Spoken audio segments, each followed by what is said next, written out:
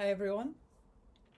So in this video I'm going to show you how bilateral tapping can help with things like urges, cravings and emotional overwhelm and emotional distress. So bilateral tapping, if you've seen my other videos, you'll know is an offshoot from EMDR. And it's a strategy that is used as part of eye movement desensitization and reprocessing to help people with distressing emotions. However, you can use bilateral tapping on its own to help manage things like urges and cravings and emotional pain. So it can be urges to drink, smoke, taking drugs, overeat, gamble, or really anything that you're trying to shift. Yeah. When it comes to emotional distress, it can help with any intense emotion.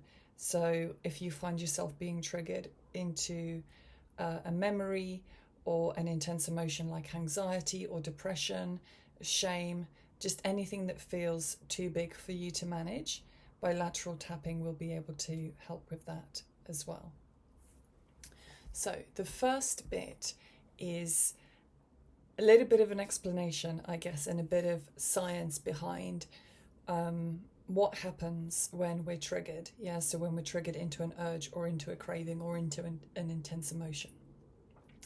So essentially what happens is when we're triggered, maybe from something like stress, maybe sometimes boredom, a thought, a situation, an external environmental factor, another person, or even a feeling can trigger us, we get pulled into what we call the emotional mind. Yeah, we get sucked right into our emotional brain. And for those of you who know a little bit about mental health and maybe a bit about the brain itself, this is linked to our amygdala, which is designed to react really fast and intensely. But what it isn't very good at is logic. Yeah. So the amygdala is kind of like our internal security guard. And any time that it spots a perceived threat, so this doesn't actually have to be a real threat, it can just be a perceived threat, it will sound an alarm in the brain, which kind of pulls us into that emotional part, the limbic system of the brain. And then what happens when we're in our emotional mind, when we're triggered or we have an urge or a craving, is that our thinking brain, which is the prefrontal cortex, a very different part of the brain to the emotional brain, kind of goes offline, right? It kind of basically just not fully switches off, but it goes offline. So if you've ever felt like you can't think straight, or you feel like you can't string a sentence together, or like all logic has gone out of the window when you're in a craving or in an urge or triggered in some way, then that's kind of because that's what's happened. Yeah, so your access to your logical brain has kind of gone offline because we've been flooded by these chemicals and we are inside our emotional brain. So the problem with that is that in our logical brain, in our prefrontal cortex, is where we have access to logic, to thinking, and to more helpful resources like willpower and courage, long-term thinking, so being able to think through our actions and consider consequences. And this is also where self-control resides.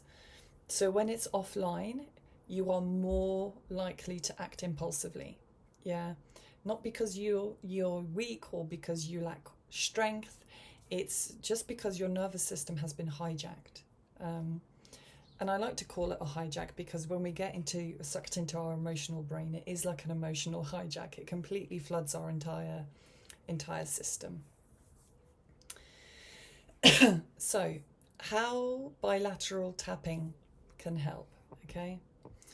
So when we use bilateral stimulation, so this can in EMDR is either eye movements, side to side eye movements, or tapping, or sound. Yeah. When we do that, it involves this rhythmic left-right stimulation. Yeah.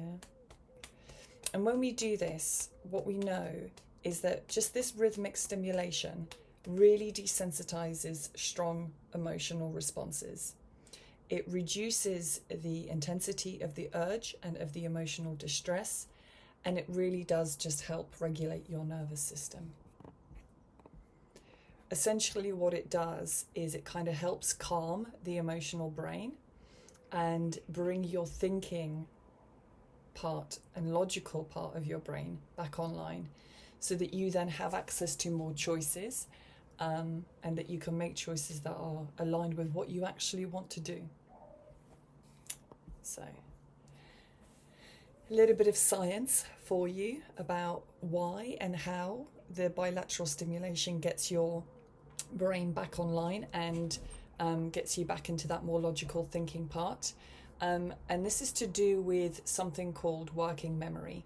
Okay, so everybody has working memory, and you can imagine it as kind of like a mental whiteboard inside your brain, and it kind of holds whatever you're actively focusing on right now. So whatever task you're doing, it is your working memory that's kind of holding that information for you. But the thing with working memory is that it has quite limited space. So when you get a really strong urge or a craving, or you get triggered into a strong emotion, it can fill up that whole space with the actual emotion.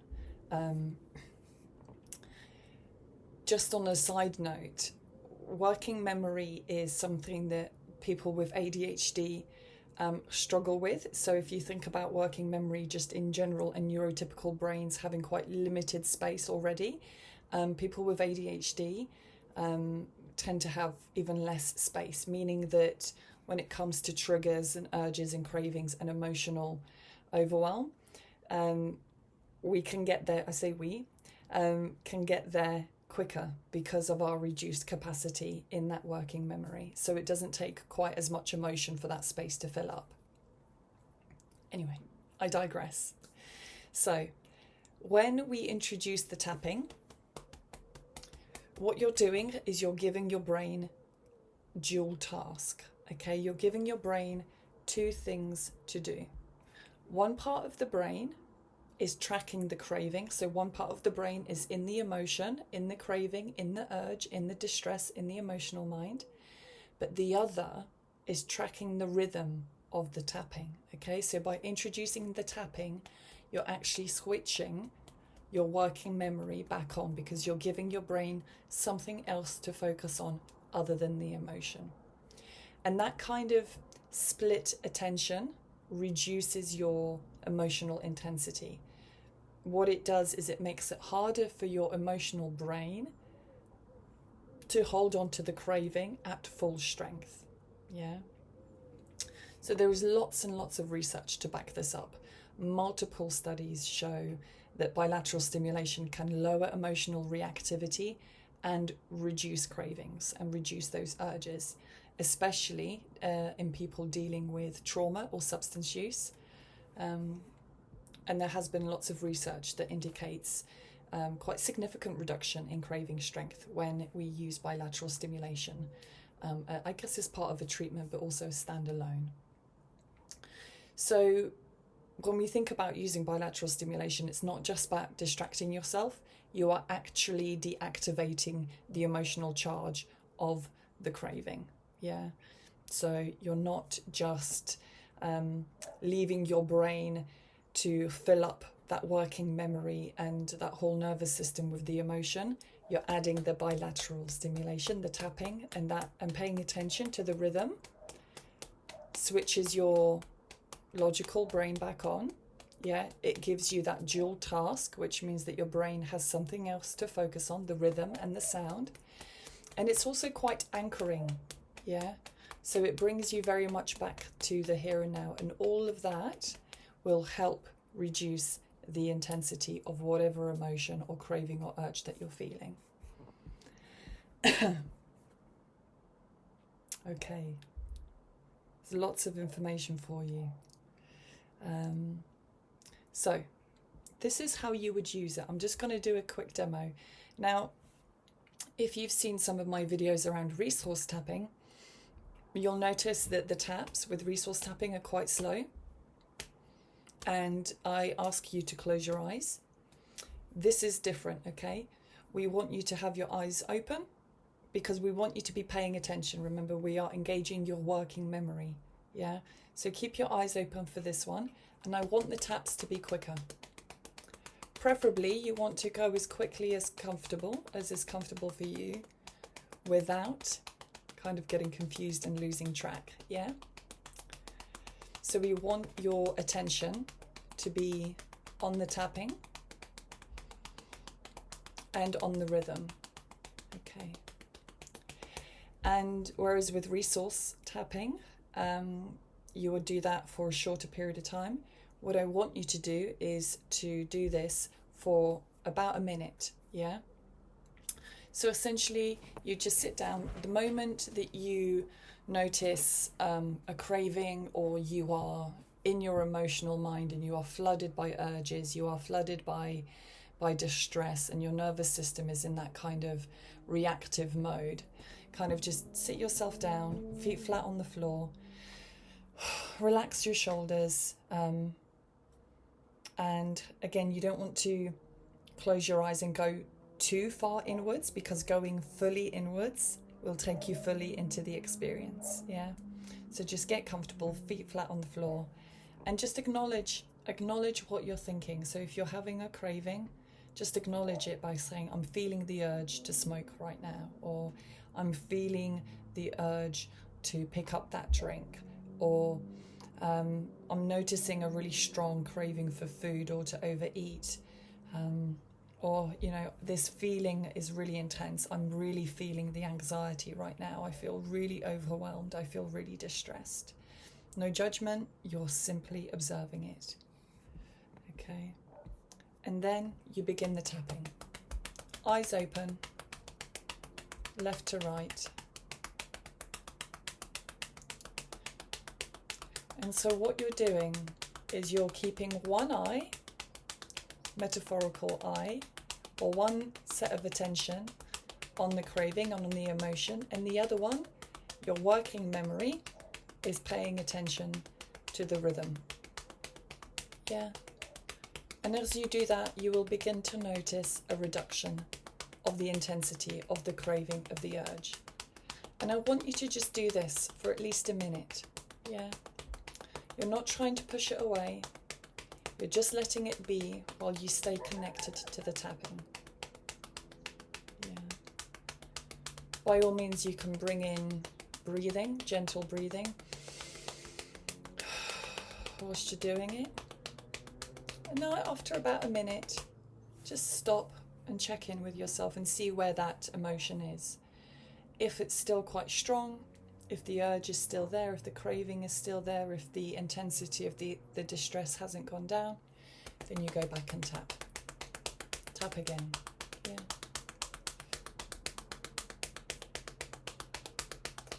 Again, you keep your eyes open to keep one foot in the present, keeping that working memory engaged, and that split attention between the emotion and the tapping. And just allow the craving and the intensity of whatever it is that you're feeling move through you. You're not trying to hold on to it. You're not trying to push it away. You're simply doing two things at the same time. And it will naturally, of its own accord, reduce the intensity of the emotion and get that logical brain back online.